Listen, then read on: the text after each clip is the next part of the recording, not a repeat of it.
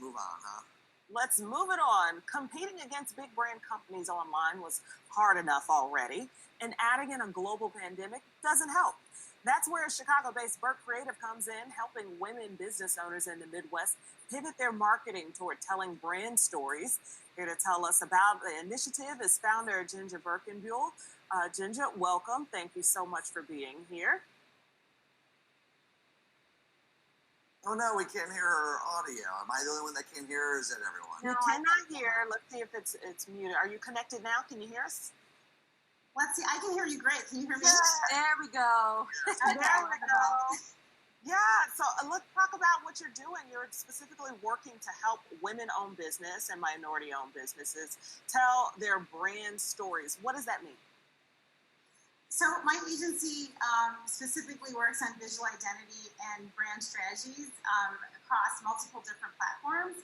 We work with a lot of large corporations, global corporations and global brands, but right now specifically related to what's happening in the world with all the small businesses, I've decided to launch a separate platform, really to sort of figure out how I can leverage my skill sets that I'm really great at, which is brand strategy, and my entire team, this is what we're trained to do.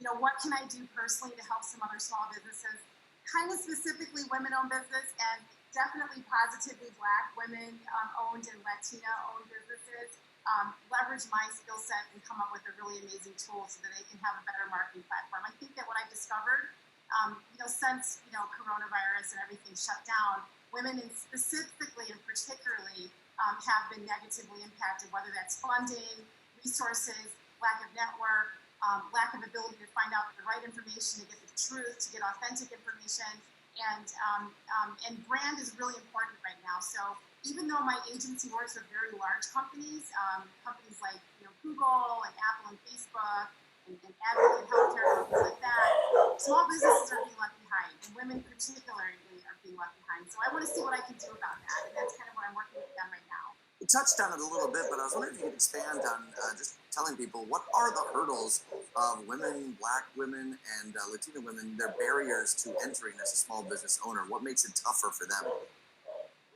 I think the biggest barrier is that many women-owned businesses are challenged around using their voice authentically, whether it's online or in person.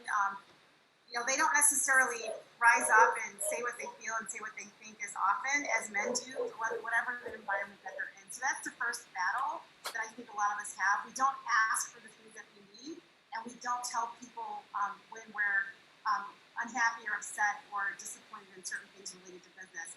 The other thing that's a challenge for women-owned businesses is we don't really know how to ask for a lot of money, or if we do have a lot of money in our hearts and in our heads, we don't necessarily have the courage to ask for that money. And we definitely are a struggle around asking for help. A lot of women are givers. We give a lot, we nurture a lot, we bring a lot of things to fruition for other people, but we don't necessarily do that for ourselves. So one of the things that I've been working on throughout my entire career, not only do I work with all kinds of people, and don't get me wrong, I don't just work with women, but generally, particularly, I have sort of a movement to say, while I'm in this engagement, while I'm in this opportunity, I will do everything in my power to help prop and help and support any woman that's in my space so that she can be more successful. So I think that we just need to do more convening around each other. We need to have more conversations. We need to back each other up more. It's kind of like, and this might be I'm just thinking about the Underground Railroad. You have to be very quiet and very fierce and very intentional about what you're doing so you can help everybody win. And so that's really what I think is the biggest barrier. And of course, there's always a barrier of capital, right? I mean, we don't get money. I will never forget the time that I was applying for a loan and someone said, well, where's your husband? And I thought, you know what? That's just not the right question. Because I'm the breadwinner. Yeah, no, that happens now. Oh, well, it's been a while for me. I haven't had to walk into a bank and ask for money in quite a while, but I'm kind of resentful of that. Really? Is it still happening at scale? Of course it is. I mean, good for you that your business has grown that much, but my loan documents for my business actually identify, it'll say Felicia Lawrence, comma, a married woman. It identifies that specifically. And I'm wondering if it would have been done if my husband's name was there. Yeah. Well, Really interesting. for that. JinJa, really quickly, if you are a woman-owned business and you have a platform and you're using social media more than ever now, especially because of this pandemic, how do you find your brand? How do you identify, what your values are, who you are, how you want to represent yourself on social media? So one of the strategies that I always share with women-owned businesses is to find other women-owned businesses that you admire and like, and you think are doing things really well. How are they representing their brand consistently across multiple platforms? It's never good to put all your eggs in one basket. You never just, for example, hang out on Instagram and just call it a day, right? You really need to take a look at what the business is doing on LinkedIn. How are they representing their professional voice? How does their brand logo look? Is it actually in focus? Is it clear? How are they showing up, on video conferencing? For example, recently, the last 3 months, we're getting a lot better at, video conferencing with our backgrounds. And I know my background's a little bit complicated right now, but it's not as simple as I'd like it to be. However, thinking about, how is that business presenting online? Is their camera clear, or is it fuzzy because they forgot to clear their camera because maybe they don't know what it does? So you just have to sort of look for things like that. As much as I love celebrities, I don't usually like to go to celebrities to look for cues because they have full-on marketing teams and strategists and stylists working for them. So it's hard to look at them and say, that's who I want to be, because they've got a whole line of backup. So what I like to do is find some really local businesses with women that are confident. And they may not even be in your industry.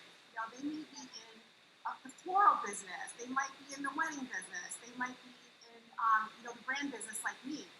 They might be an artist that has been, leveraging online channels for a long time. And take a look at what they're doing. Are their messages professional? Are they clear? Do you know what they're talking about? Do you know what they're selling? Do they have a logo?